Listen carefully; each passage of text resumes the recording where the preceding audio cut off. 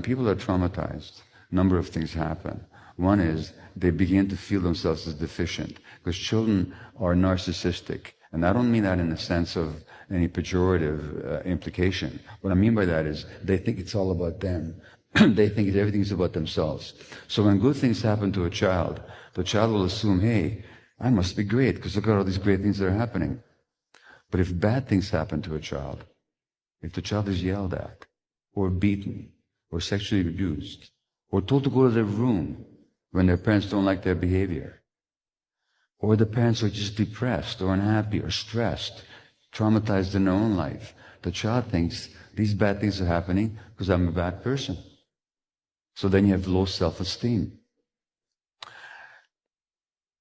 That's the first thing that happens. The second thing that happens is that what we now know, and this is a conference on the brain, what we now know is that the circuits of the brain are actually shaped by early experiences, so that the brain isn't just genetically determined, that already in the uterus, what's happening to the mother is already affecting the brain circuitry of the child. So when the mother is stressed, that's affecting the baby's brain. And these people that are traumatized in childhood, they don't have the conditions for healthy brain development. And then they're going to have mental health problems. And they're going to have ways of compensating for those mental health problems through addictive behaviors.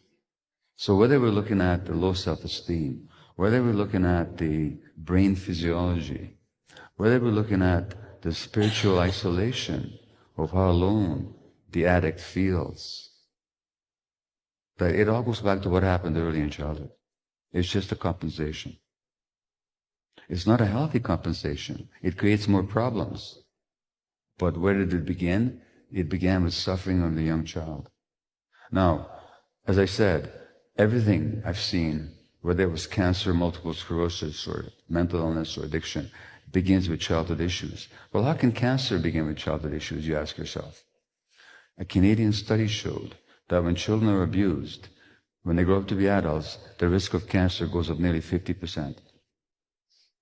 Why? Because the abuse or the trauma creates coping mechanisms. Now, one of the ways that we cope when children are traumatized, one of the ways they cope with it is to soothe themselves, and then that's where addictions come in. But another way to cope would be is if you get the message that you're not good enough, that you are not worthy enough, then you might spend the rest of your life trying to prove that you are. And how do you do that? By being very nice to everybody. By never saying how you feel, because they might not like how you feel.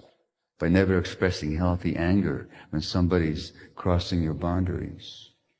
By working too hard to prove that you're worthwhile. That's why I was a workaholic doctor, because I got the message as an infant. I got the message that the world didn't want me. I wasn't good enough. Well, then you spend the rest of your life compensating by taking on too much. And you're stressing yourself. And those stresses have an impact on your physiology. They have an impact on your immune system.